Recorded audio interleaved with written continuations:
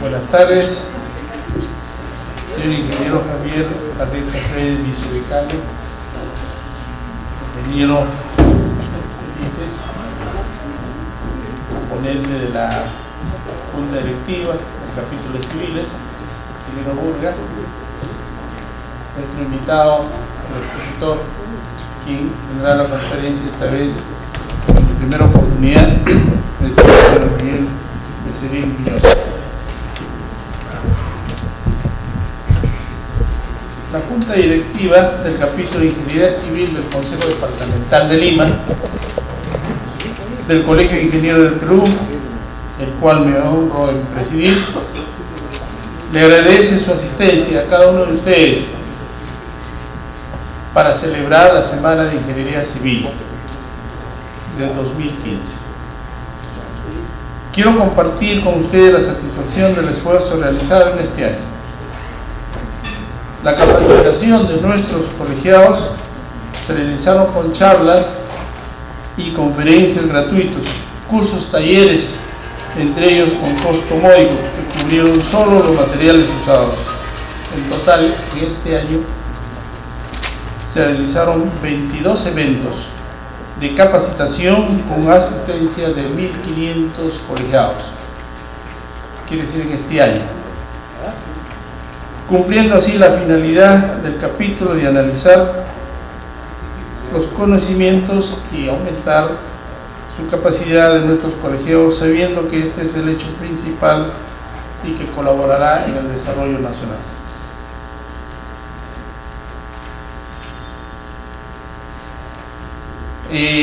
Tenemos un programa realizado de Ingeniería Civil del 23 al 26, hoy día inicia, con las siguientes conferencias: modernización numérica y sensibilidad de los parámetros en el cálculo de obras subterráneas. Quien va a exponer el ingeniero Miguel Becerril Muñoz, del Departamento de Geotecnia, TIPSA Ingenieros. Posteriormente tendremos tecnología de geosintéticos como soluciones eficientes ante proyectos del fenómeno de Niño. El expositor es el ingeniero Néstor Alex Fuentes Boya. Tercera conferencia será aplicaciones de sistemas modelos de protección sísmica en Perú. Expositor el ingeniero Marco Timán Beja, gerente de proyectos Prisma Ingenieros. El día de mañana tenemos también 3 conferencias.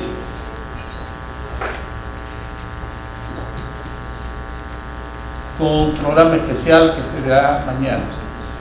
El día miércoles tenemos el día central de reconocimiento a los ingenieros que cumplen 25 años de vida profesional, pero son de las promociones. También tenemos reconocimiento de ingenieros que cumplen 50 años, o sea, bodas de oro, de las universidades, en este caso de la UNI, la Pontificia Universidad Católica Ricardo Palma y la Universidad Nacional Federico Villarreal.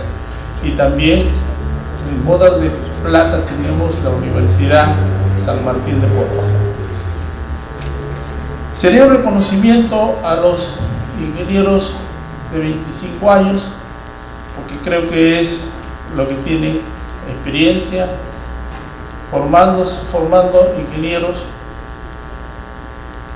para el desarrollo de la vida profesional. También tenemos el homenaje a las bodas de oro, principalmente reconociendo a los ingenieros que con mayor edad tienen gran experiencia.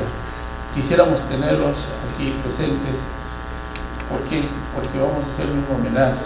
Los invito a ustedes, a cada uno de ustedes, para el día 25, que es homenaje a esos ingenieros, tanto la boda de plata como boda de oro. El día jueves proseguimos con 3 conferencias más con un programa especial. Al respecto, quiero agradecer a todos los que colaboraron en el capítulo y principalmente a los señores expositores, quienes con gran profesionalismo impartieron conocimientos, y a los asistentes a los eventos. manteniendo actualizados nuestros agremiados porque se han tratado de temas importantes y de actualidad, como son el caso de estructura de puentes, estructura de transportes, acantilados, edificios y estructuras que se realizan en nuestro departamento y en nuestro país. Con el mismo espíritu y el compromiso de seguir trabajando, reitero mi agradecimiento a todos los asistentes, declarándolo la inaugurado esta semana de Ingeniería Civil. Muchas gracias.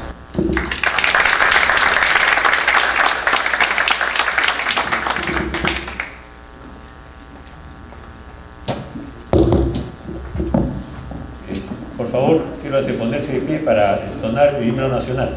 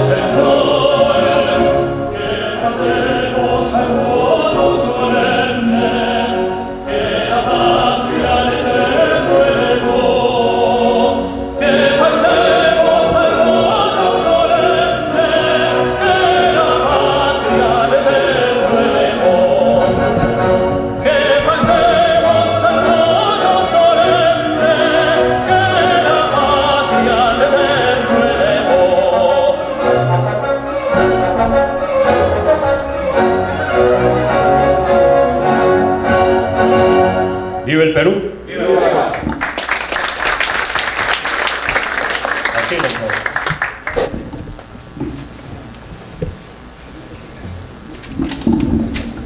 dando inicio a las conferencias de la fecha, la primera está a cargo del ingeniero Miguel Becerril Muñoz. Trata sobre modelación numérica y sensibilidad de los parámetros en el cálculo de obras subterráneas. Él es ingeniero de caminos, canales y puertos, ingeniero máster en túneles y obras subterráneas, tiene 14 años de experiencia, es miembro del Colegio de Ingenieros del Perú y del Colegio de Ingenieros de Caminos, Canales y Puertos de España, forma parte del Departamento de Geotecnia de TIPSA España y es jefe del Departamento de Geotecnia TIPSA Perú. Se desempeña como responsable de la geotecnia, importantes proyectos de obras subterráneas de gran longitud, cavernas, tratamiento de terreno, etc. Un aplauso para él para recibirlo, por favor.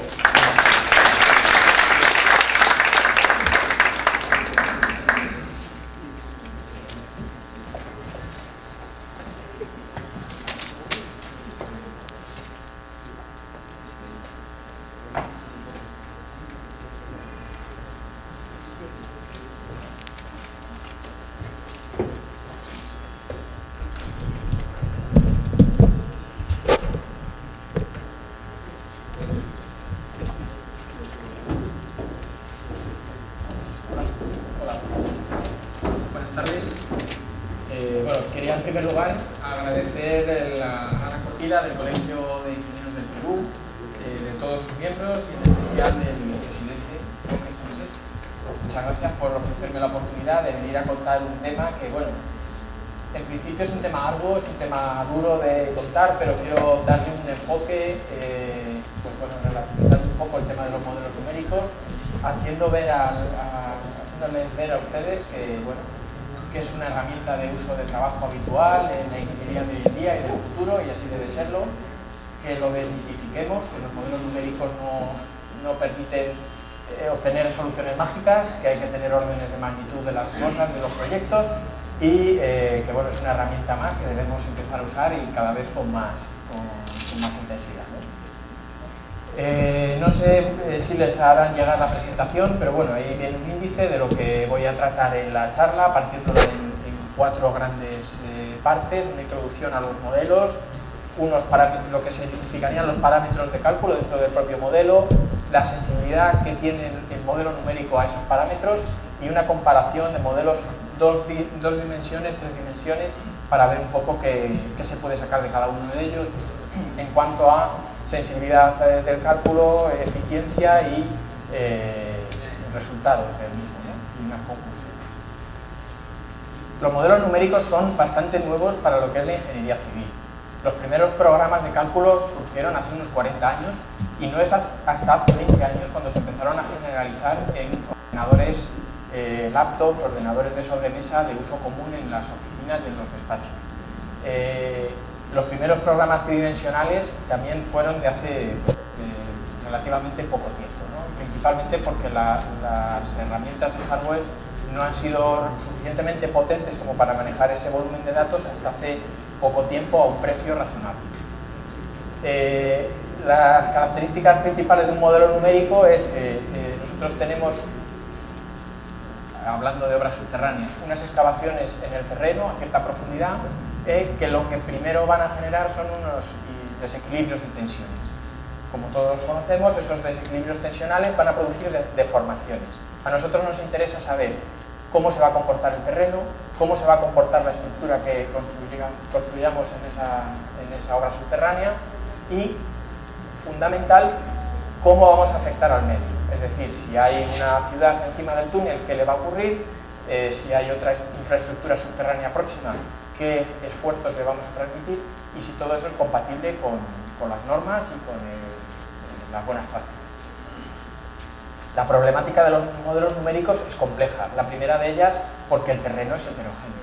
Yo soy geotécnico y puedo decir que aunque un suelo pueda ser homogéneo y isótropo, como dice cualquier modelo numérico, realmente no se va a comportar así.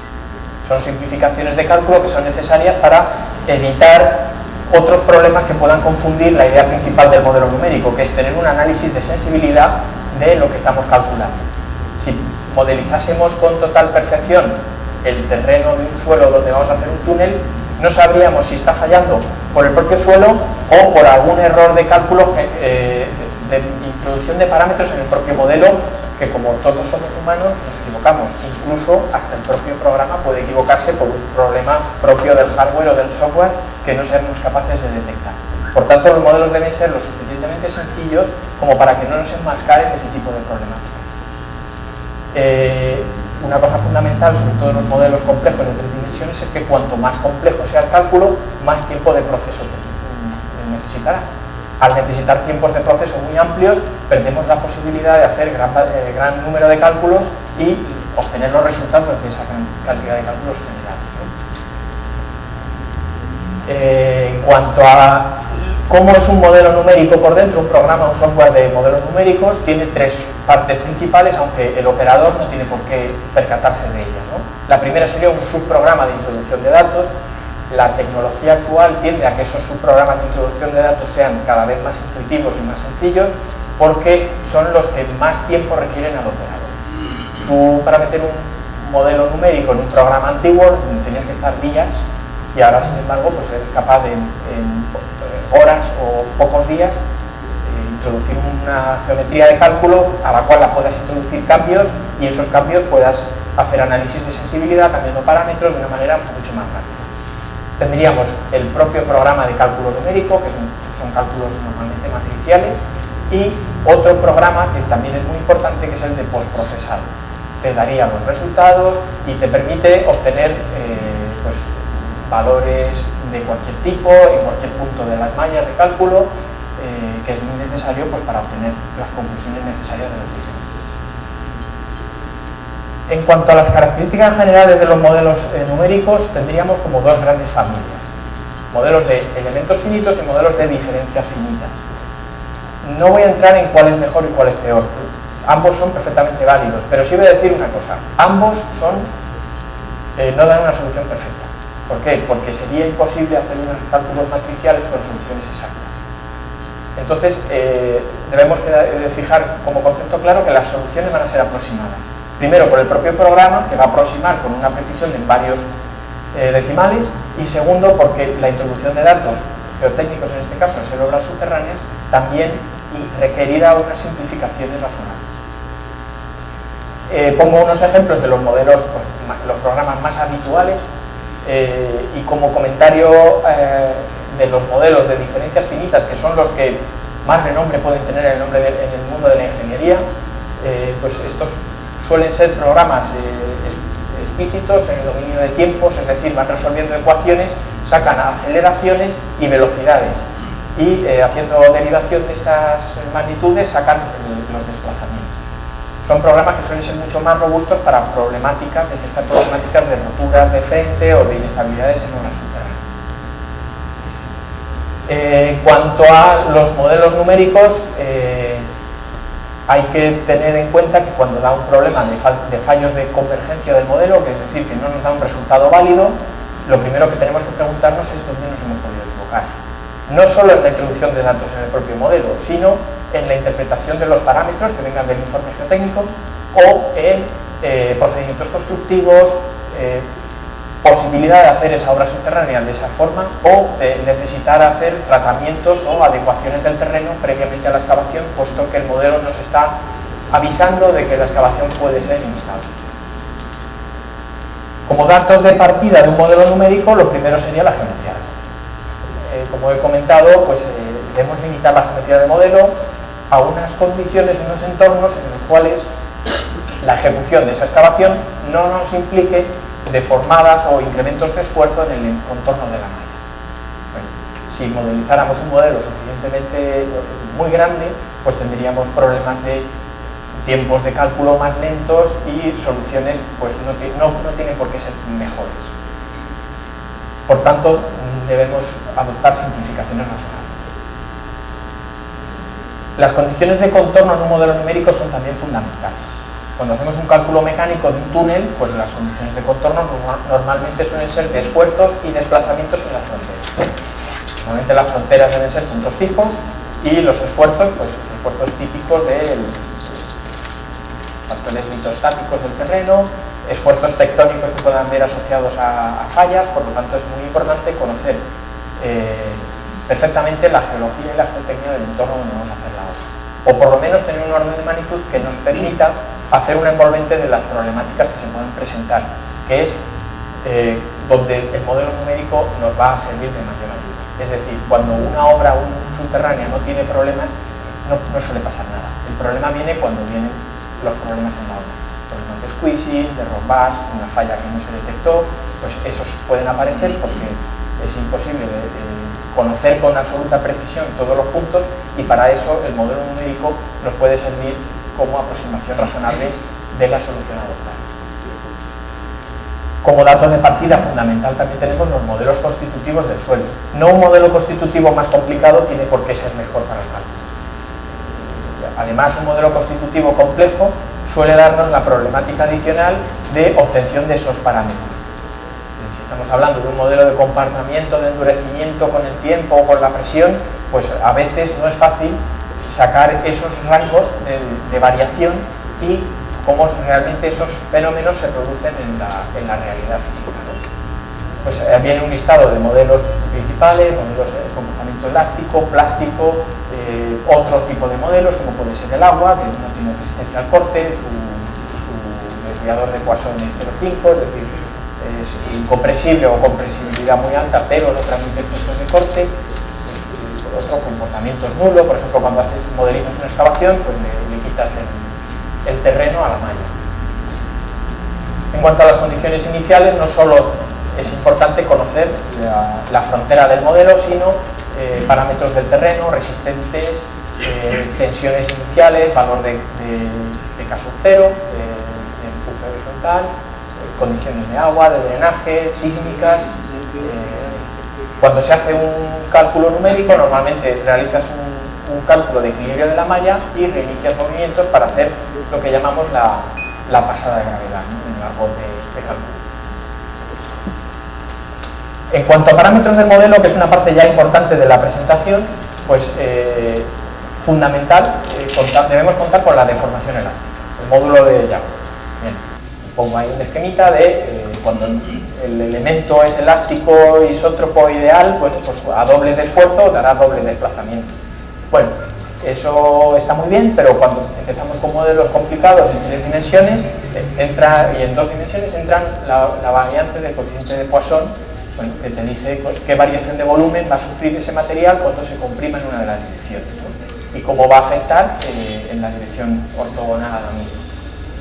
El modelo numérico al final lo que hace es que trabaja con el módulo de corte y el módulo volumétrico, ¿no?, que es una forma de interpretar por parte interna del programa de estos dos comportamientos elásticos. Como no todo es elástico y lineal, pues empieza a aparecer la plasticidad, ¿no? La plasticidad, cuando hacemos un cálculo estructural, es un fenómeno que es bastante más fácilmente conocido que en un suelo, ¿no? Bueno, llegamos a un punto en el cual el régimen elástico es una recta de desplazamientos y tensiones, y a partir de un punto esa recta deja de seguir ese comportamiento ideal, ¿no? Bueno, a partir de ese punto sabemos que comienza a plastificar el terreno en este caso. Pues lo primero que podemos sacar en claro de esa plastificación del terreno es que si nosotros cesásemos en la acción de esa fuerza, el terreno no recuperaría sus condiciones iniciales de deformación. En un ejemplo de un túnel, cuando hacemos un modelo numérico, si hacemos la excavación y el túnel, el terreno en el entorno del túnel plastificase, si volviésemos a las condiciones iniciales añadiendo una presión interior en esa excavación modelizada, no recuperaríamos las condiciones de deformación anteriores. Decimos que se ha plastificado. Esto suele ocurrir en la realidad casi en el 100% de los casos. El terreno suele comportarse de manera plástica. Y tenemos la resistencia al corte, que es un parámetro fundamental, puesto que nos marca la diferencia entre el régimen elástico y el régimen plástico. Tenemos nuestro comportamiento de rotura en función de las tensiones del terreno, la tau y la sigma, y bueno, las teorías de Moore-Coulomb y de Terzaghi dicen que bueno, el terreno o el material se va a comportar con una cohesión y un ángulo de rozamiento interno. ¿Qué viene a representar esa gráfica? Que cualquier punto de estado de tensiones que esté por encima de la línea de rotura va a ser un estado no posible. Esto traducido al modelo numérico significará que se producirán deformaciones sin incrementos tensionales. Clasificación.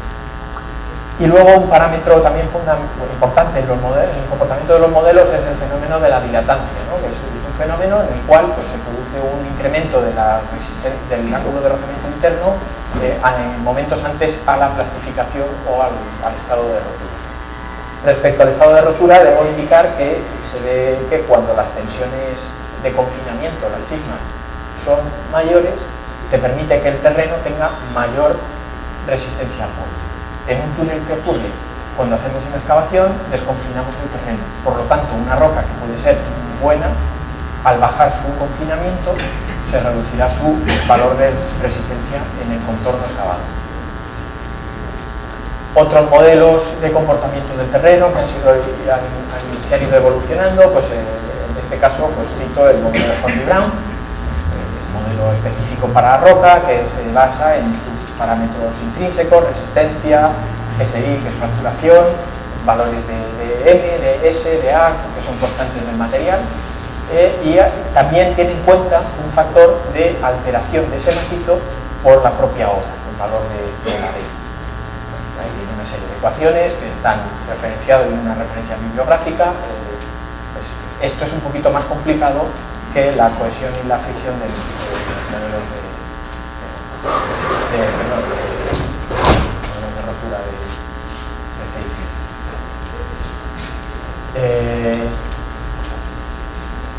La rotura del terreno en el modelo de un macizo rocoso con el comportamiento de Hoek y Brown estará influenciada en la resistencia a compresión simple de la muestra inalterada que la sacamos de ensayos de laboratorio y parámetros intrínsecos del propio material, la S y la que venían referidos anteriormente. En función de esto se saca una resistencia del macizo que tendrá en cuenta cómo se comportan esas fracturas en el total de la masa rocosa. Otros parámetros que son fundamentales para un cálculo numérico, por ejemplo la densidad, ¿no? Que nos va a dar una orden de magnitud de qué estado tensional tiene ese terreno por el simple hecho de que existe gravedad y de que tiene una densidad ese material.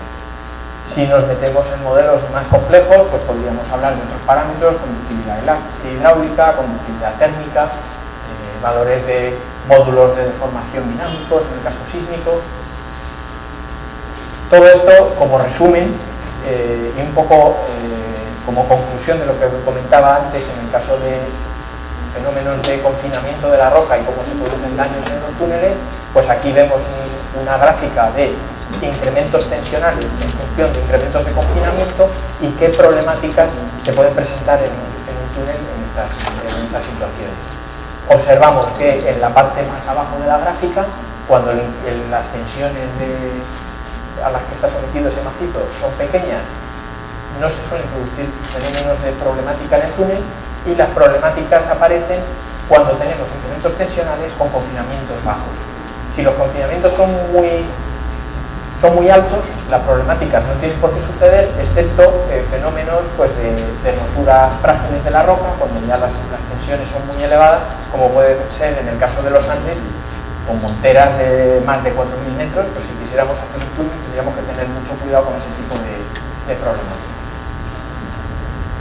Como parte fundamental de la presentación, pues quiero hacer mención a un estudio que hice en mi práctica del máster de túneles que hice hace unos años, en el cual hice un estudio de sensibilidad de los parámetros dentro de modelos numéricos, tanto de 2 como de 3 dimensiones, ¿no?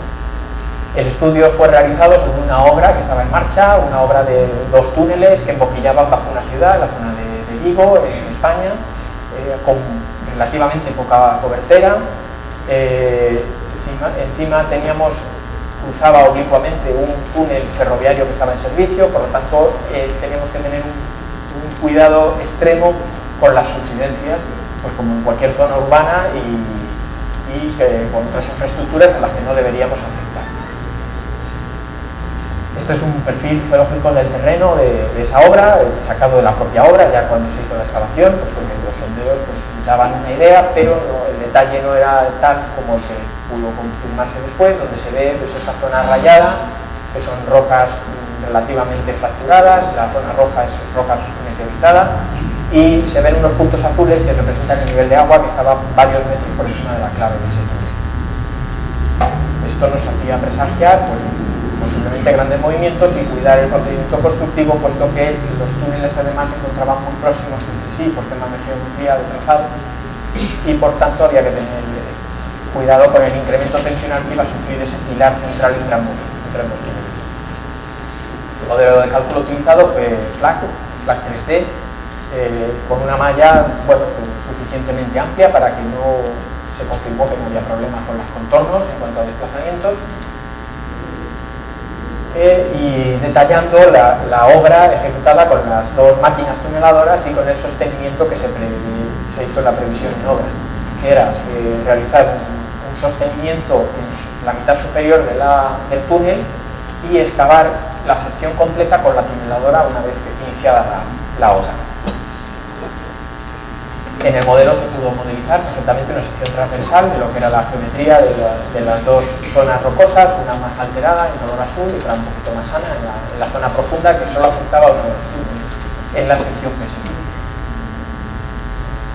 De acuerdo a los parámetros que se habían adoptado en proyecto y al procedimiento constructivo que se hizo en obra, en los puntos de color rojo se observa la auscultación real de esa sección de cálculo y la línea de color azul, los resultados del modelo tomando como datos de partida los de proyecto. Se puede observar que la aproximación de aquel modelo era bastante buena para para los datos que se tenían en el proyecto en aquel momento. Estamos hablando que la escala vertical habla de milímetros, o sea, el modelo numérico se había equivocado en 0,5 milímetros. Sobre ese malla de cálculo y con esos sostenimientos robustos para evitar subsidencias y evitar afecciones al entorno, se hizo una variación de parámetros. En esta gráfica, se ve en color azul cómo afectaba la variación del módulo de Young en las deformadas, en las convergencias en el túnel, en la excavación. Se puede observar que, que efectivamente hay cierta variación entre los casos extremos de módulo de deformación menor, mínimo y máximo. En color rojo y amarillo están superpuestas los rangos de variación de la cohesión y la fricción. Es decir, primer ejemplo, como no se llegaba a alcanzar la rotura del terreno, puesto que los sostenimientos aplicados eran suficientemente robustos, no hay ninguna variación en el cálculo correspondiente a la resistencia al corte del macizo rocoso. Es decir, no llegábamos a plastificar el macizo y por lo tanto el comportamiento era elástico. Las mismas gráficas representadas en lo que es el rango de variación del módulo de Young con los movimientos obtenidos, se puede observar que hay cierta variación en el módulo. La línea horizontal marca la convergencia real de obra y la vertical la obtenida, el módulo de deformación obtenido en proyecto. En proyecto se había dado un módulo de deformación ligeramente inferior, por eso se explica que las deformadas obtenidas realmente en obra fueron menores, porque el módulo de deformación realmente fue un poquito mayor que el previsto en proyecto. Por lo tanto, se trataba de un diseño prudente. En cuanto a la variación del ángulo de rozamiento interno o la cohesión, se observa que como no se alcanzaba la plastificación, no hubo variación de los parámetros.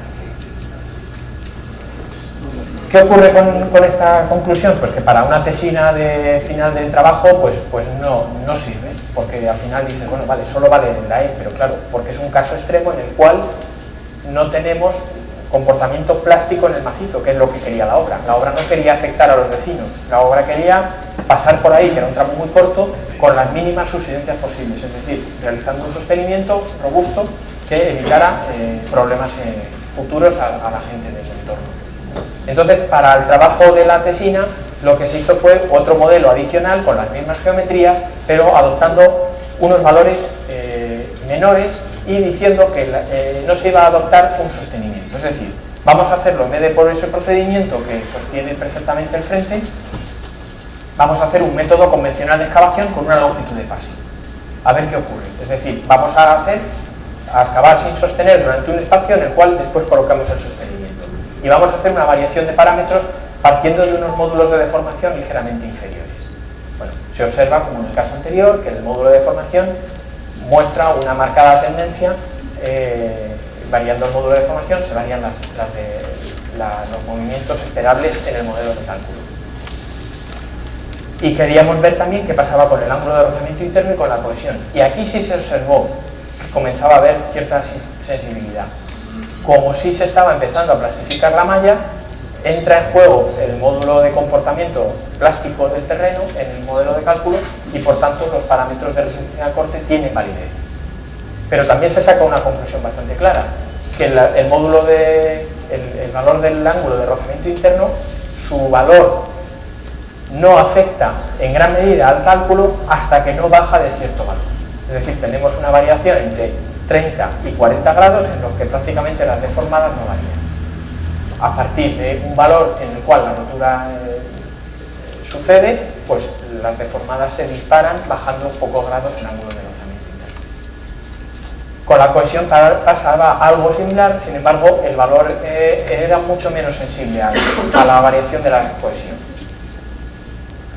Poniendo todo esto en un gráfico común, haciendo variación relativa de parámetros iniciales en el eje de las X y movimientos relativos respecto al valor inicial en el eje de las Y y escala logarítmica, se observa una cosa muy curiosa.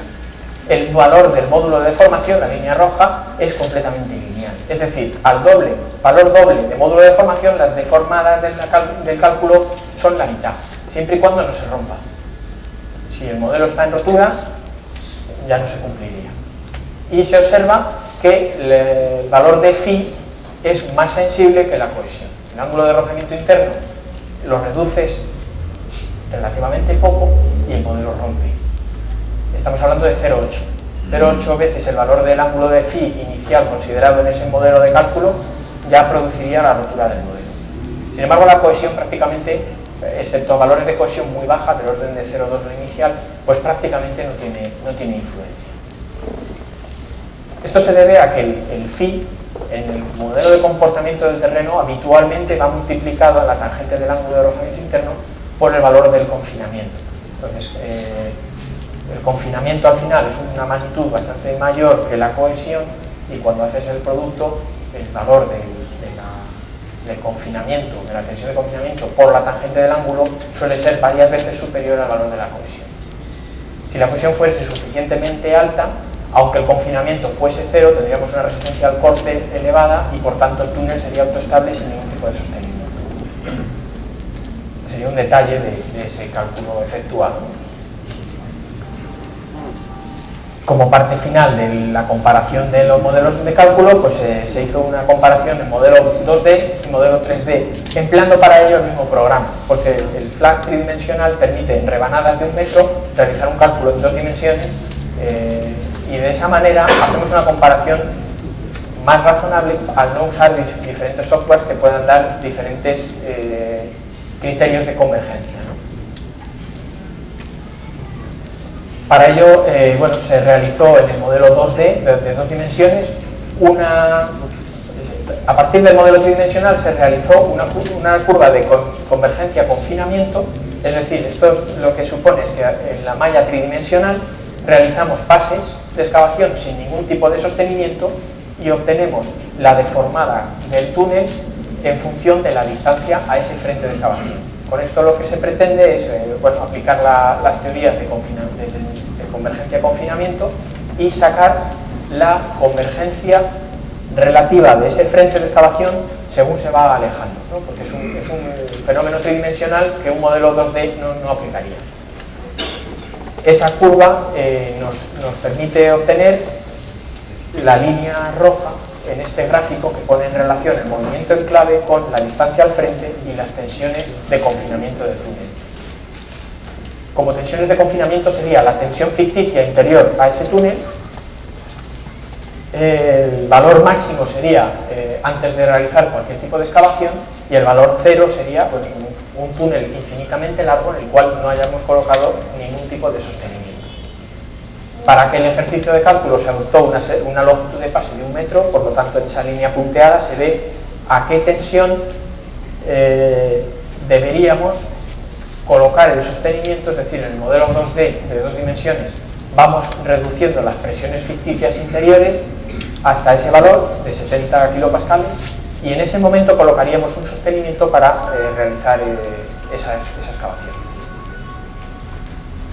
¿Qué ocurre en un modelo real que plastifica?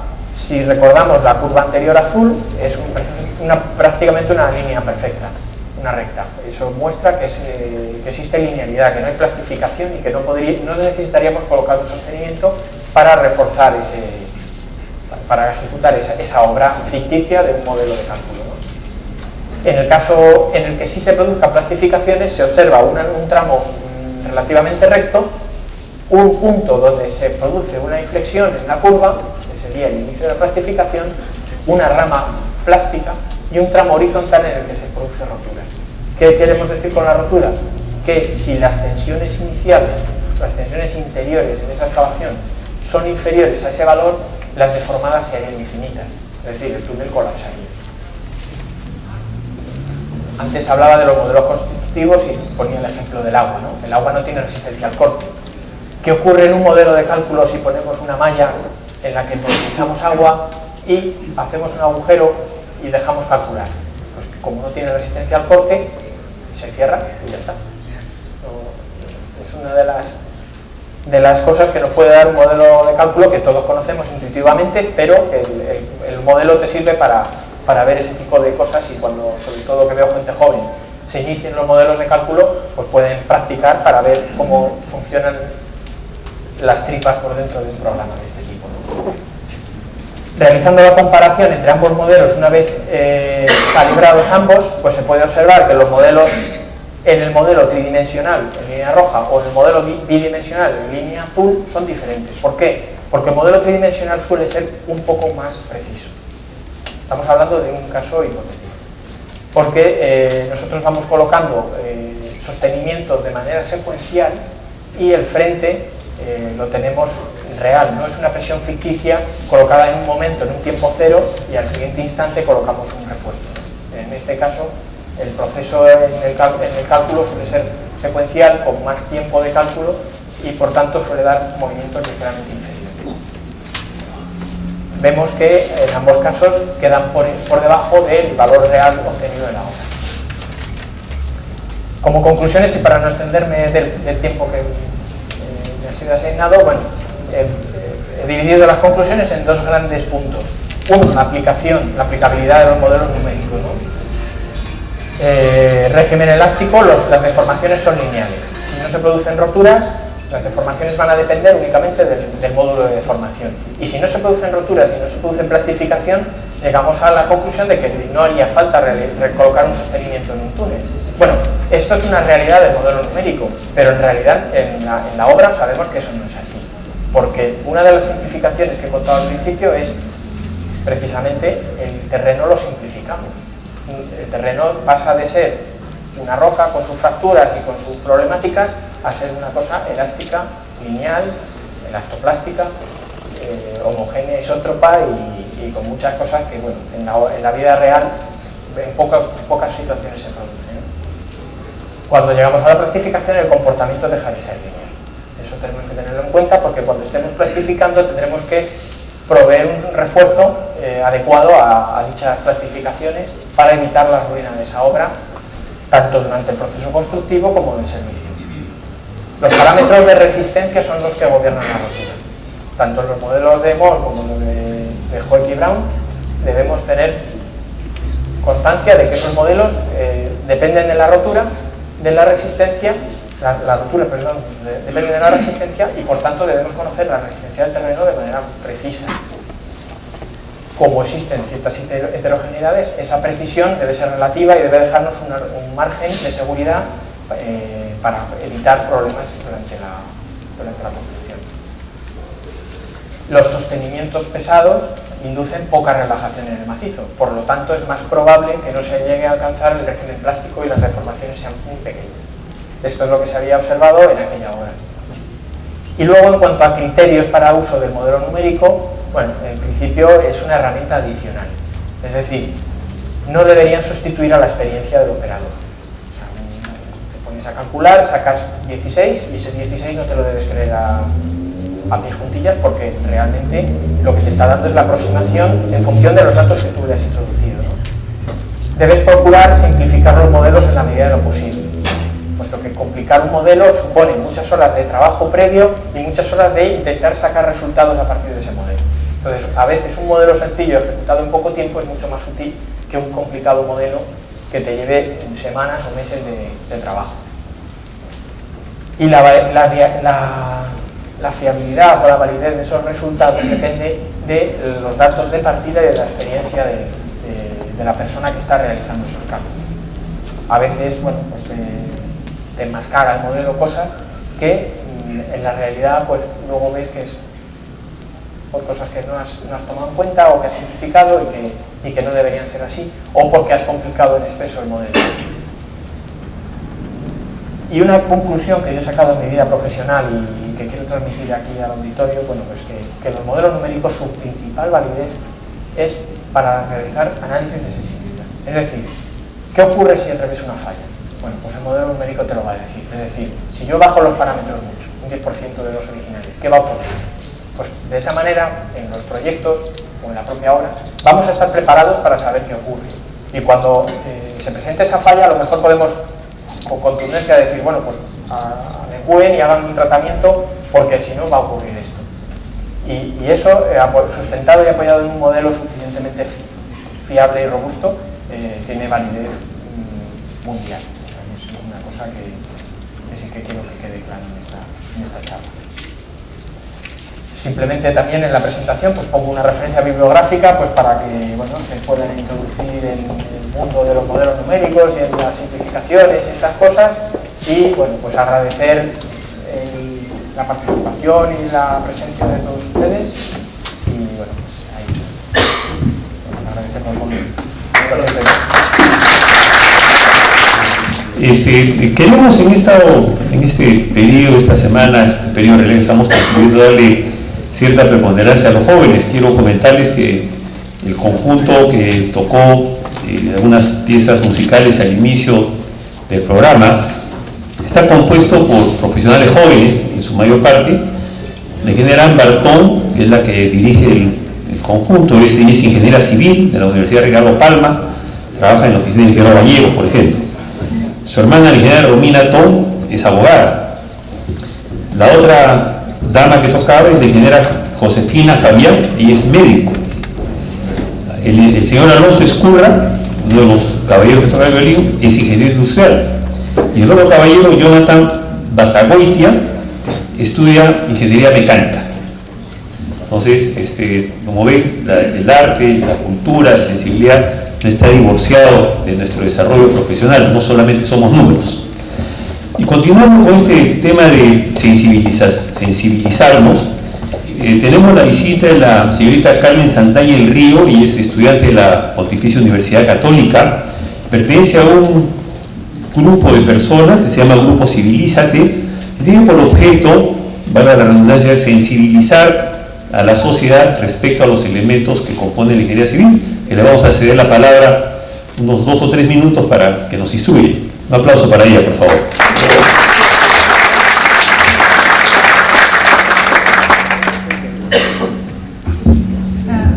Buenas noches. En verdad no esperaba tener tanto recibimiento acá, pero ya me habéis dicho que en el Colegio de Ingenieros siempre se iba a tener las puertas abiertas para los proyectos y las iniciativas. Como dijo el ingeniero, mi nombre es Carmen Saldaña, soy estudiante de la Pontificia Universidad Católica de Ingeniería Civil, estoy en el 8º ciclo y quería presentar hoy día al Grupo Civilízate. Somos una asociación de estudiantes cuyo objetivo es la difusión de la información y el espíritu crítico relativo a la ingeniería civil. Buscamos conseguir esto mediante 3 medios: las redes sociales, los eventos que realizamos periódicamente y la revista Civilízate, siendo esta última nuestra principal herramienta de difusión. Esta es la revista que presentamos para este semestre. Esta revista es producida por estudiantes de nuestra casa de estudios y está dirigida no solo a otros estudiantes, sino también a profesionales de la carrera e interesados en el campo. Esta producción es realizada de manera semestral y tiene llegada nacional debido a los congresos en los que hemos participado en los últimos años, y llegada internacional a través de la página del repositorio de la Universidad Católica. Esto significa que estamos avalados por la misma universidad. El contenido que presentamos no es meramente técnico, sino que aborda temas desde un punto de vista multidisciplinario. Con esto buscamos demostrar que, como dijo el ingeniero, no somos cuadriculados, no nos dedicamos solo al lado técnico, sino que debemos ir más allá de los cálculos, integrarnos y ser partícipes de lo que pasa en nuestro entorno, en nuestra sociedad. Por último, quería invitarlos a seguirnos en nuestras páginas de Facebook y escribirnos a los correos con los que contamos, si es posible, para adquirir la revista. Y esta es nuestra 6ª edición, es nuestro 4º año aportando a nuestra manera a la ingeniería civil, y esperamos que también a la sociedad. Ojalá podamos seguir haciéndolo. Gracias.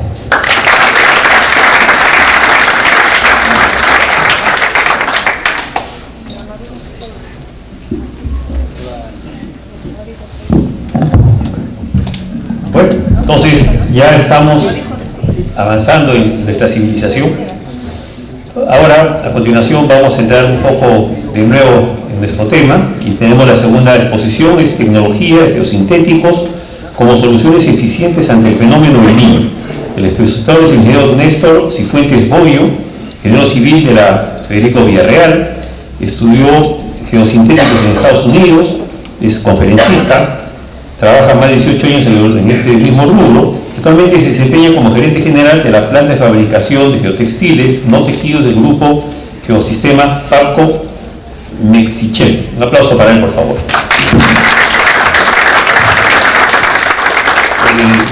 Una petición muy especial.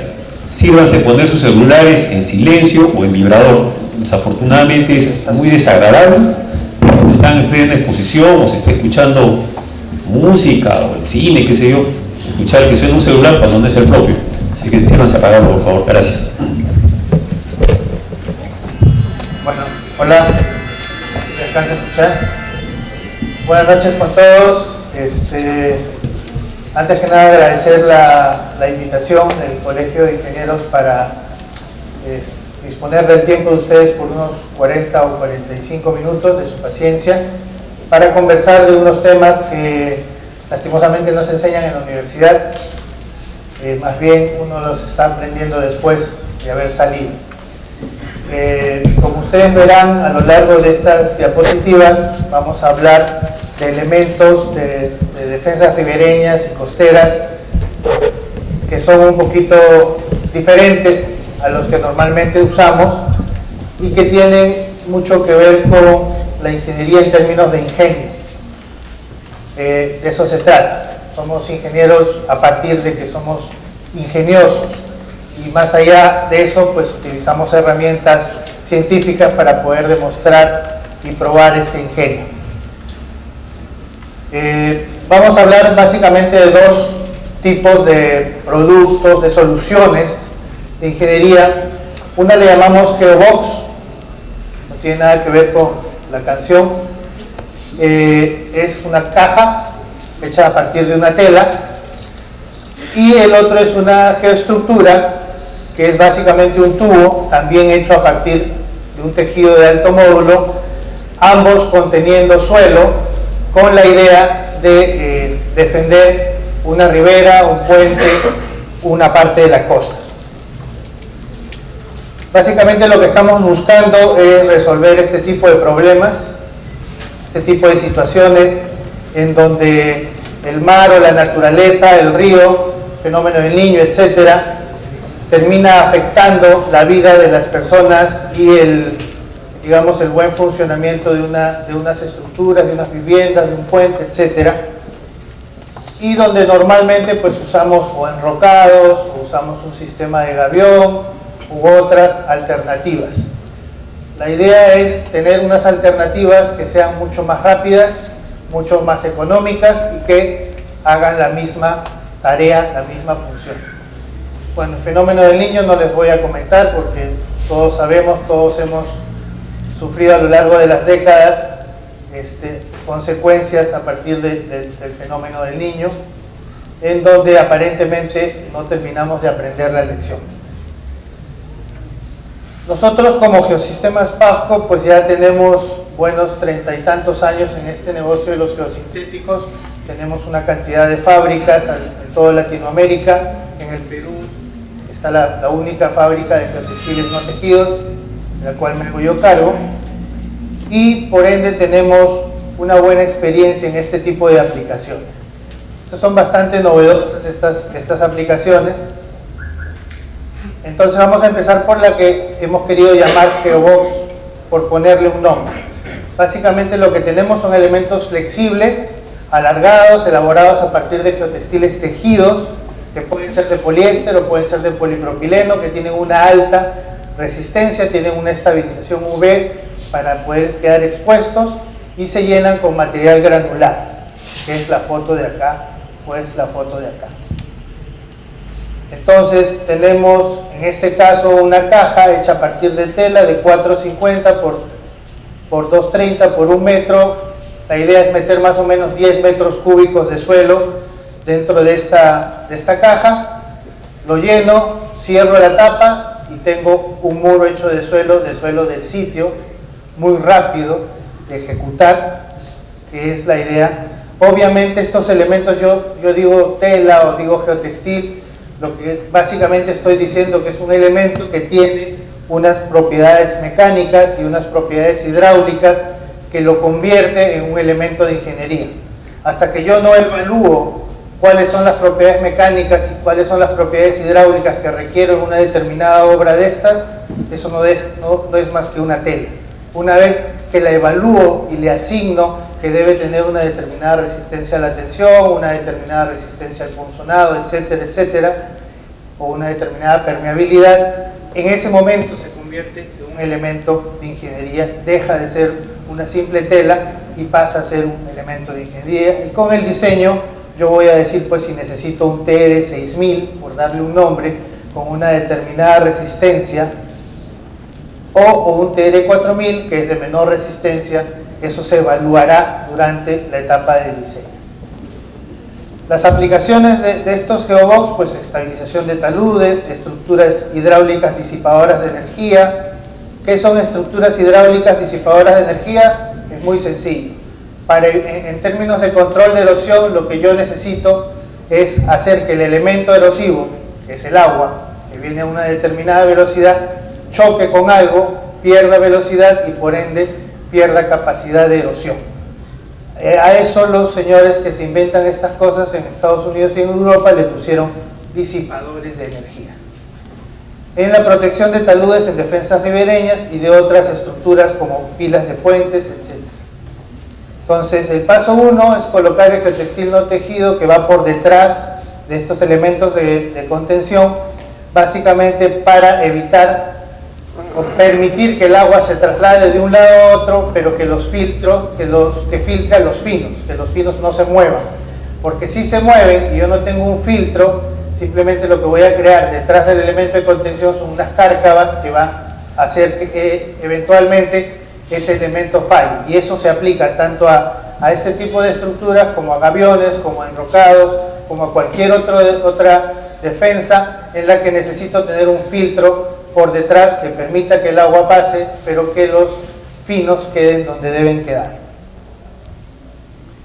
Paso 2, colocar y extender el geobox. No es otra cosa más que presentarlo, estirarlo los 450, los 230, abrir la tapa y proceder a llenarlo, ojalá con una pala de estas, puede ser también con personal del sitio. Este tipo de herramienta es muy sencilla porque no necesita mano de obra especializada, puede usar la mano de obra del sitio. Otra ventaja es que puedo usar el suelo del sitio, no necesito traer material de cantera ni mucho menos. Una vez que está lleno, simplemente vengo con una máquina de coser, de esas que se cosen sacos, manual, y coso todo el entorno y queda un sistema como este, ¿no? En el que no he usado material de cantera, no he usado roca, no he tenido que traer gente especializada para armar gaviones, etcétera, etcétera. ¿Dónde esto será ventaja? Pues donde no haya piedra para hacer gaviones, donde no haya roca. La evaluación se tiene que hacer en términos económicos, qué tan lejos están las canteras versus este tipo de solución, para saber en qué casos tiene ventaja, en qué casos no. En la experiencia, pues más o menos el ahorro está entre 40 y 60% respecto de las soluciones tradicionales. Mucho de esto se ha venido usando ya desde hace buenos 2 años en la frontera con Ecuador, el proyecto Puyango-Tumbes, utilizando este tipo de alternativas.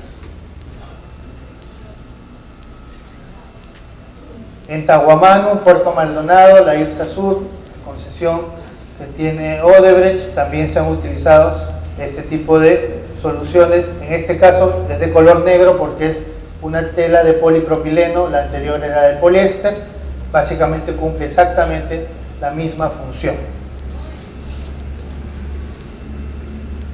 En el caso de que estructuras, ya estamos hablando de un elemento mucho más trabajado, ya no es tan sencillo como simplemente presentar una caja, llenarla y cerrarla. En este caso, pues ya la geoestructura tengo que definirla, tengo que ver qué elementos la componen, cuál es el material de llenado, que en este caso sí hay que tener cuidado, las alternativas de llenado según el tipo de proyecto y bueno, proceder a los llenados. Entonces, esto de acá es una geoestructura Básicamente imagínense un saco muy grande, cerrado por todos lados, de unos 7 a 15 metros de largo, que puede subir desde 1 metro hasta 2 metros 40. Entonces lo que voy a tener es básicamente, disculpen la vulgaridad, un salchichón lleno de suelo, hecho a partir de llenarlo con un slurry, que no es otra cosa que arena con agua. El agua va a salir a través de la tela a presión y va a ir quedando el suelo y digamos, comportando este tipo de estructura. El diseño de este tipo de estructuras tiene dos componentes. El primero es el diseño de la solución hidráulica.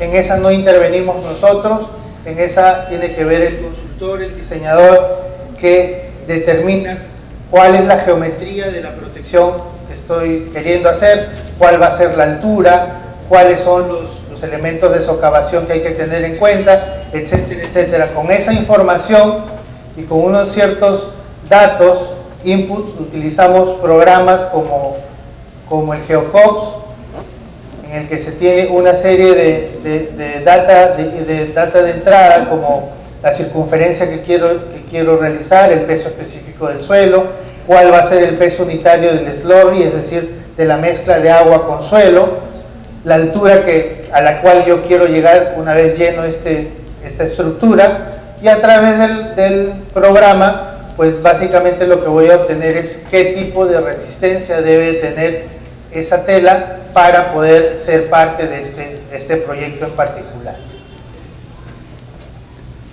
Chequeo de retención de partículas, porque obviamente si yo tengo un suelo a mano, tengo que saber cuál es la granulometría, compararla contra el hueco más pequeño que tiene el geotextil, que en geosintéticos le llaman tamaño de abertura aparente. ¿Para qué? Pues obviamente para poder retener el fino, porque si yo empiezo a bombear y sale por los huecos, entonces no estoy llenando nada, puedo estar horas bombeando y eso no se va a llenar. Entonces hay que tener en cuenta esta información, dependiendo del tipo de slurry, el pase de la malla 200, cuál es el tamaño de abertura del geotextil y a qué tamiz es equivalente. En algunos casos, cuando el suelo es muy fino, el del sitio, pues necesitará un filtro por dentro de la estructura. En algunos casos, como he visto en algunos proyectos mineros donde se usa relave, pues obviamente es muy fino el suelo, se colocarán unos floculantes, que no es otra cosa que un químico que hace que las partículas se junten para poder tener una granulometría más uniforme y se pueda finalmente contener, porque estos al final de cuentas son elementos de contención, pero flexibles. Entonces esto es más o menos cómo queda diseñado, la base, la altura, la circunferencia que va a tener este elemento. Después del bombeo se genera un proceso de consolidación de slurry por la salida de agua a través de los poros del geotextil. Una de las primeras preguntas que me hace la gente con la que nosotros hemos intercambiado opiniones en esto es: oiga, ¿y si se rompe la tela, la arena se sale? No se sale, porque ocurre un proceso de consolidación. Acuérdense que lo estamos llenando de elementos no cohesivos, que al momento de drenarlos se cohesionan muchísimo. La arena, con solo regarla, se acomoda. Y hace poco tuvimos una experiencia que confirma esto. Habíamos ya hace 2 años colocado estas estructuras en Puerto Maldonado y en Tahuamano y en Mávila, y a nadie se le vino alguien que no tuvo mejor idea que hacer una parrilla encima de la estructura, y esto es un plástico. Entonces el plástico chapó candela. Este plástico no hace llama, pero sí se corre. Entonces quedó expuesta toda la arena que estaba dentro, y era una piedra. Estaba absolutamente consolidada, conservó su forma. O sea, nosotros no esperábamos tener una prueba in situ de que realmente existe una consolidación, y las fotos son, pues, no da espacio a equivocarse, ¿no? Muy interesante estuvo esa parrillada, parece. Me costó cambiar otras 6 o 10 estructuras. Es muy importante el manto antisocavación. Los que han trabajado con gaviones saben que en un sistema de gavión se coloca un manto antisocavación que prevea que en un momento dado el sistema se va a quedar sin piso, por así decirlo, y este manto sea el que proteja, sea el que caiga. Lo mismo sucede exactamente con este tipo de estructuras. Se le va a colocar un manto de antisocavación a los lados, o a un lado, o a los dos, o a ninguno, todo dependerá de dónde va, con un pequeño tubito que también se llena in situ para que haga justamente las veces de este manto antisocavación. ¿Cómo lo llenamos? Lo llenamos a través de válvulas que están espaciadas entre 7 y 10 metros, eso lo bota el diseño, en lo que yo voy a venir con unas mangueras, con el slurry, y voy a ir llenando hasta terminar de darle la forma que tiene que ser. Se presenta primero y luego se amarra con estas argollas de amarre, se fijan a su posición final. ¿Por qué?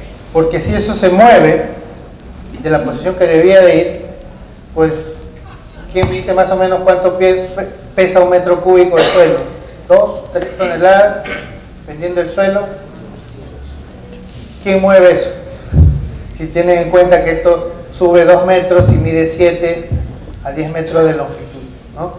Entonces hay que tener mucho cuidado de que quede donde va a ser su posición final. Se procede al llenado con este sistema de tubería. Ahí están las argollas instaladas. Tenemos el material de llenado, arena, que forma parte del slurry al colocarle agua, unas determinadas propiedades hidráulicas, unas determinadas propiedades mecánicas de la tela, porque se imaginarán que esto a la hora que empieza a llenarse empieza a sonar porque el geosintético empieza a estirarse y estirarse y estirarse, y a veces uno le da miedo porque uno dice esto va a reventar.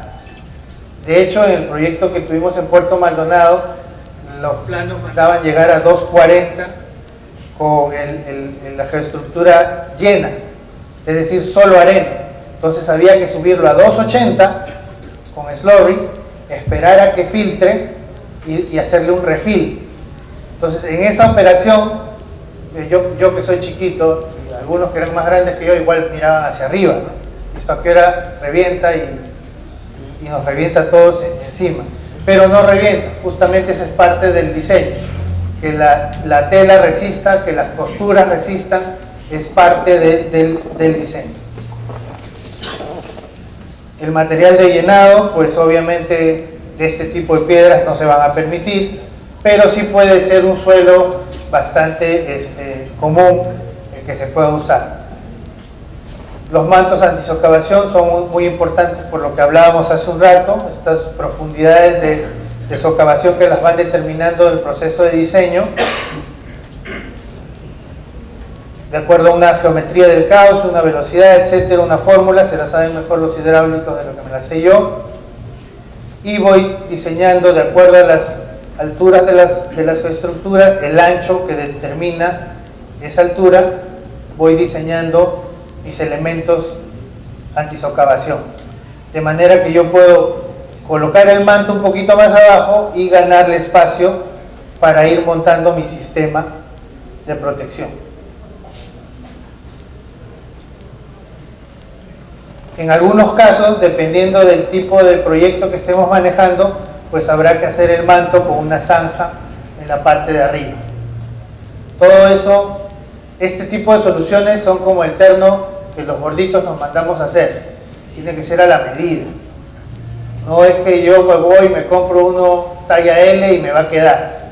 Y me va a caer en todas las veces. No. Depende de cada proyecto determina las características del elemento de solución. En algunos casos podría no colocarse el manto, pero esto haría que yo tenga que ir más en profundidad con estos elementos, encareciendo el proyecto. Porque En temas de geosintéticos en general, lo que yo estoy buscando es ser una alternativa a la manera tradicional de resolver los problemas de obras civiles. Entonces, si yo no soy más económico, no le vale la pena, ¿no? O sea, si salgo más caro que un enrocado, pues lo hacemos con enrocado, que todos lo conocemos y se acabó el asunto. En esto tenemos que evaluar beneficio-costo, proyecto a proyecto, comparando la solución digamos tradicional versus la solución con geosintéticos, y muchas veces saldrá más económico, otras no saldrá tan económico. Entonces esa evaluación hay que hacerla de todas maneras. Alternativas de llenado, pues hay varias. La que más hemos venido usando y más económica es la llenado por gravedad, en donde se le da una cabeza hidráulica de manera que pueda por diferencia llenar sin mayor problema.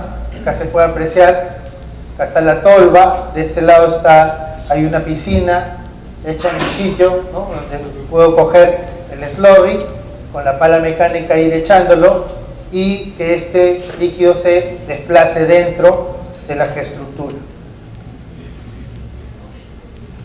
Diversos tipos de tolvas que pueden depender obviamente de qué proyecto estoy trabajando, si son con llantas para movilizarla, si es fija, si es una tolva izable, etcétera, etcétera. Muchas veces también no solamente depende del tipo de proyecto, sino de cuánto se quiere gastar el cliente.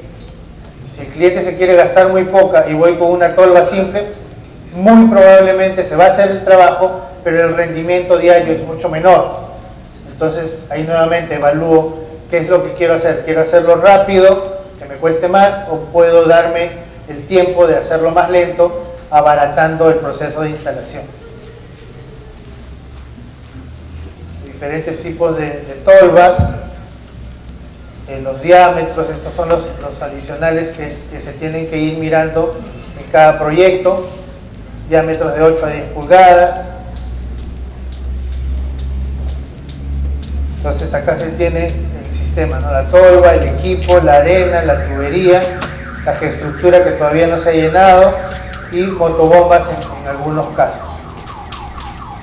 En el caso del mar, pues es más práctico usar sistemas de dragado, porque drago directamente del fondo del mar y lo meto dentro de esta geoestructura.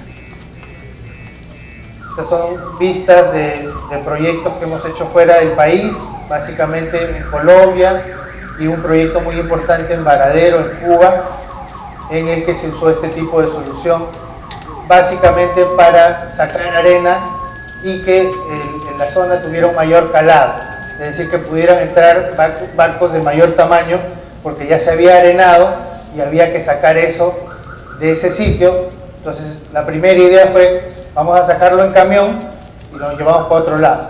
Entonces ahí se dieron cuenta, primero, que iban a necesitar demasiados camiones, segundo, que iban a destrozar las carreteras existentes en ese proceso y que no iban a avanzar a la velocidad que necesitaban. Entonces se puso la idea de meter esa arena extra, entre comillas, a estas estructuras. Obviamente se tuvo que usar buzos porque se trabajó bajo agua y había que presentarlo, es decir, instalarlo, colocarlo antes de empezar a bombear.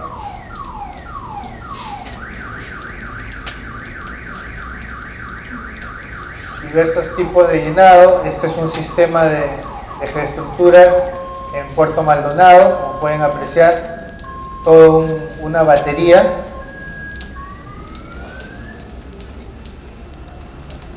Inclusive en curvas, con dragado, un sistema de dragado. Es muy importante los que manejan la tubería, que lo vayan moviendo de un punto a otro, para que, aunque ustedes no lo crean, puede llegar un momento en que si paro de golpe la bomba, el tubo se me llene de sólido y después no la puedo volver a usar. Ahí toca ya prácticamente o romperla o llevarla a otro lado para quitarle lo que quedó adentro. Inyección de agua al inicio para presentarla. El sentido en el que vas colocando. En algunos casos ideales, pues se podrá poner un dique, una taguía para poder trabajar en seco. En algunos casos simplemente toca trabajar con la presencia de agua. En algunos casos también usaré relleno de nivelación para poder poner el siguiente piso. Colocaremos arena para poder colocar sobre eso el siguiente piso y luego el siguiente piso. Muy importante. También hay que considerar una suerte de traslape entre una geoestructura y la próxima para evitar que, digamos, una vez instaladas queden separadas y por ahí se pueda meter el agua y causar erosión. Entonces acá ya se coloca la siguiente sin llenar todavía, ya la están traslapando para poder tener este efecto final en el que se están montando una encima de la otra. Los traslapos son muy importantes. Obviamente también se consiguen fotos muy bonitas en estos proyectos para que las cuelguen en Facebook. Esto es lo que puede pasar si no se ha hecho un correcto traslapo. Como esto al final de cuentas es una tela, se va a estirar y puede desestabilizar el sistema.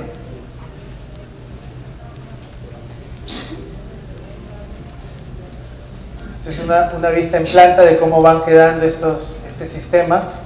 Esto se va a ir moviendo o agregando tubería para poder llenar la siguiente y la siguiente hasta conseguir el total de la batería de geoestructuras.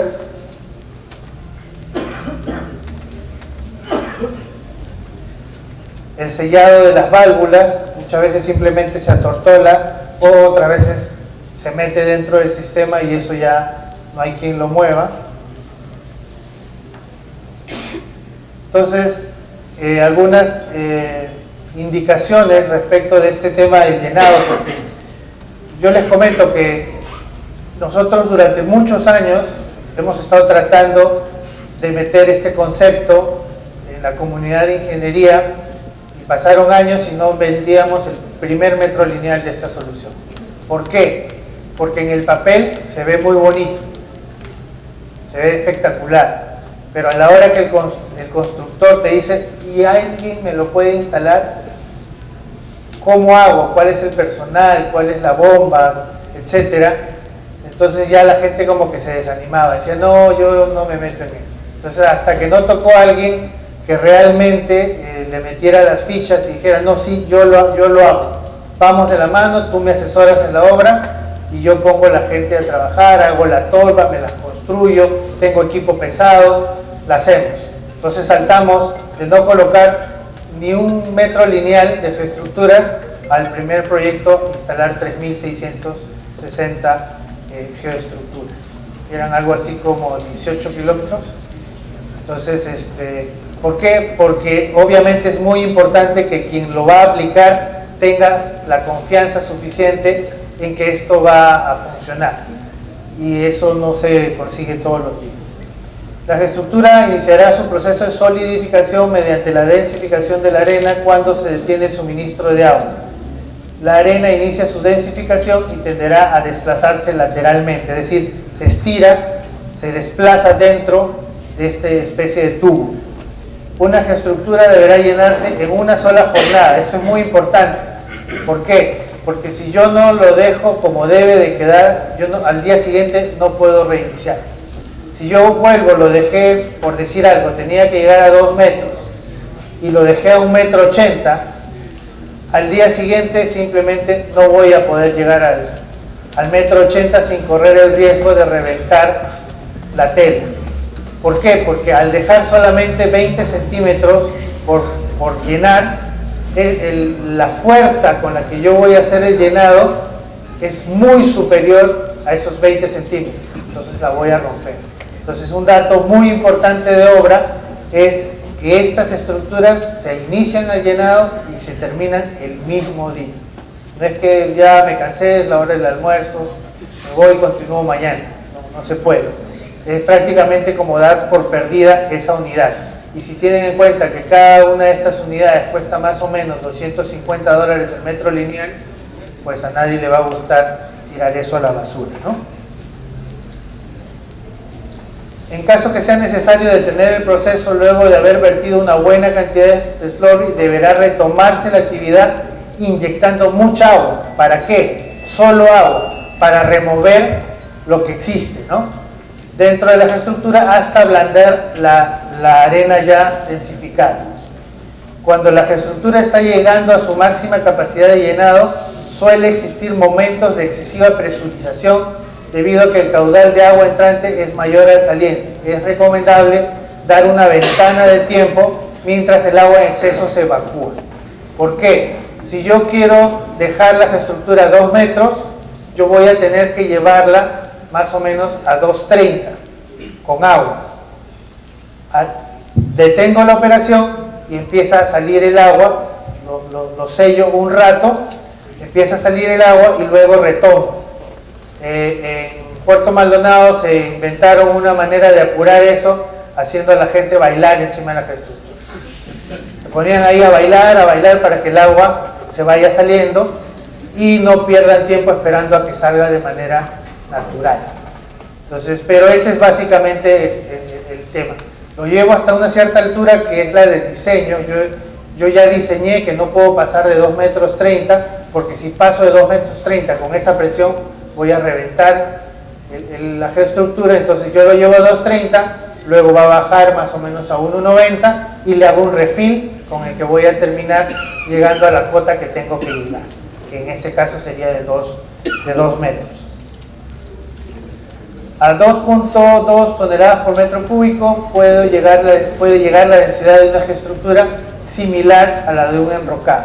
Esa frase básicamente lo que quiere demostrar es que este sistema en arena tiene una equivalencia a un enrocado en términos de resistencia, en términos de masa que soporta una determinada presión o velocidad del río, etcétera, etcétera. La geoestructura deberá llenarse por exceso, 5% aproximadamente, ajustar en obra, ya que durante la densificación perderá altura. Básicamente ahí lo que estamos diciendo es que hay que echarle un poquito más, porque al consolidar la arena podríamos quedar por debajo de la cota que se requiere, porque al final de cuentas yo estoy poniendo uno encima de otro porque tengo la intención inicial de llegar a una cota final. Muchas veces si no llego a esa cota final, el supervisor no me lo paga. Entonces hay que tener mucho cuidado en esas, digamos, seguimiento de cotas en obra.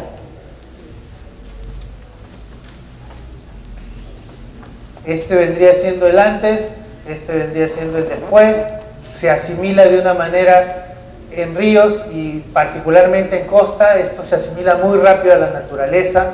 Es impresionante en el mar cómo uno coloca eso y a los 3-4 días está lleno de verde, de plancton, y empieza alrededor de esto a crearse todo un biosistema. En el caso de la selva, pues, ¿qué decir? Esas plantas que aparecen ahí eran plantas como de este tamaño y la raíz se pegaba a la tela, no la podía penetrar porque es muy grande, pero como la vegetación busca humedad, busca de dónde alimentarse, pues se quedaba pegado ahí, porque la arena siempre quedaba con un cierto contenido de humedad. Entonces muy rápidamente eso queda asimilado a la naturaleza, al entorno. Estos son los approaches de los puentes que están protegidos con un sistema de geoestructura. Obviamente uno dirá, ¿y por qué no enrocado? ¿Y por qué no gavión? Pues porque no hay. Si no hay piedra, ¿qué hacemos? Hay que buscar alternativas que sean igual de funcionales, igual o mejor de económicas y que también duren en el tiempo como cuando uno diseña con las otras alternativas de solución. En algunos casos se requerirá una protección de ese sistema de geoestructuras. Nosotros solemos instalar una cosa que le llamamos frexocreto, que tiene apariencia de colchón. ¿No? Esto pareciera un colchón, pero no es otra cosa que un manto de unos 10 o 12 centímetros al que yo voy a inyectar mortero bastante líquido, y el mortero, como está fluido, pues toma la forma del sitio donde lo estoy colocando y termina con este tipo de apariencia.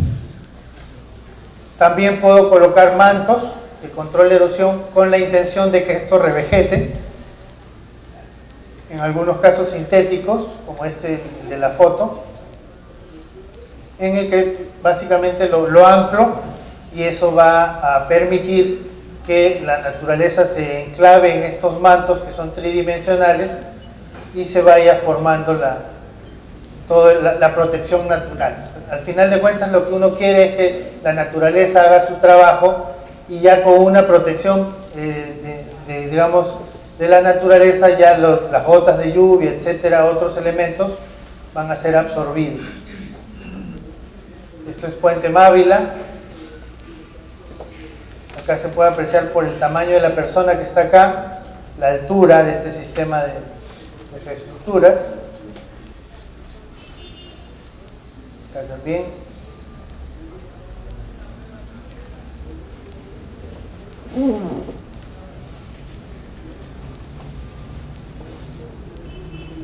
En otros proyectos, como por ejemplo este de Barranquilla, se hicieron rellenos sanitarios, pero en el que en lugar de hacer huecos, subí con muros de suelo reforzado y impermeabilizado toda la cara para poder trabajar como si fuera un reservorio, en el que yo no voy a profundizar dentro del suelo por N motivos, que pudiera ser falta de capacidad portante, sea más barato hacerlo de esta manera, etc.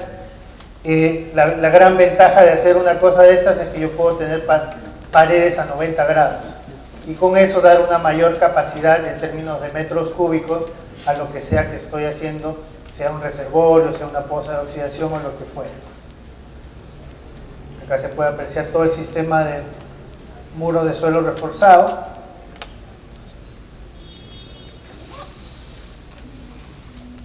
Es muy útil en cierto tipo de proyectos.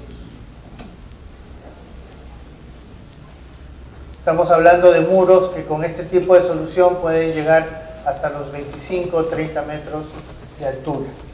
Obviamente en estos diseños de estos muros hay que mirar la estabilidad interna de la masa de suelo, también hay que mirar la estabilidad externa, es decir, dónde lo voy a colocar, en donde entra a tallar pues, el geotecnista que me dice, no, mira, esa masa de suelo, el CBR de esa zona no me va a aguantar, hay que modificar, hay que reforzar abajo, etcétera, etcétera. Es otro proyecto también en Colombia. Esto es un muro, detrás de este muro y le han puesto una fachada de sacos, estos sacos de fique o de coco, en el que le meto topsoil con semillas, con la idea de que quede revegetado toda la cara externa, ¿no? Es la peor publicidad que puede haber, porque nadie sabe que atrás hay un muro de suelo reforzado. Todo lo que ves es un poco de grasa que ha cubierto una masa de suelo. Este es un proyecto en Antioquia, en Colombia, también con muros de suelo reforzado y revegetación en la cara exterior.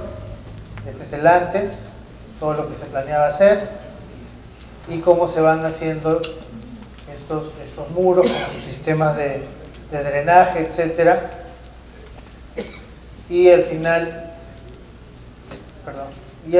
con el manto de control de erosión, buscando que quede revegetado.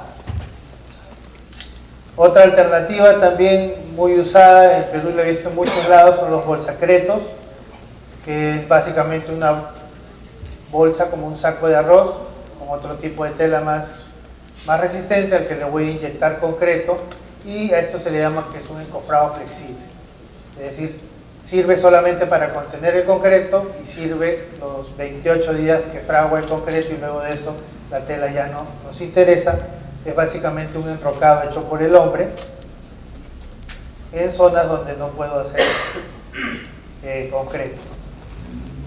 Flexocretos, nuevamente, para hacer canales, de más o menos una vista muy cercana del concreto ya lleno con mortero, todavía está húmedo. Y proyectos, pues hay muchísimos. No pretendo conversar de todos el día de hoy porque no alcanzaría el tiempo. La idea es hacer una visión general de las alternativas en geosintéticos para este tipo de proyectos, para eventualmente colaborarles cuando tengan más inquietud y quieran ahondar en estos temas de diseño.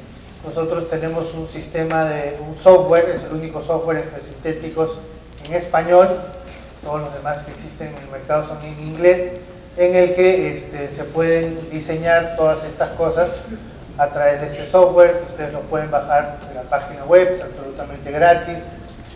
La idea es aplicar estas herramientas dentro de las obras civiles, las que hemos visto hoy que tienen que ver con protección ribereña y costera, pero obviamente también está la de los muros, está la de pavimentos, está la de sistemas de drenaje, etcétera, etcétera, aplicaciones. Yo no sé si corrí o lo hice muy rápido, no sé si hay alguna consulta que quieran hacer, alguna pregunta. Yo sé que esta hora es complicada, después de haber estado trabajando todo el día, y es una hora complicada para estos temas, sobre todo si no hay baile del totó ni nada de eso. Entonces quedo a disposición de ustedes si tienen alguna pregunta, y si no, pues muy agradecido nuevamente por el tiempo dispensado.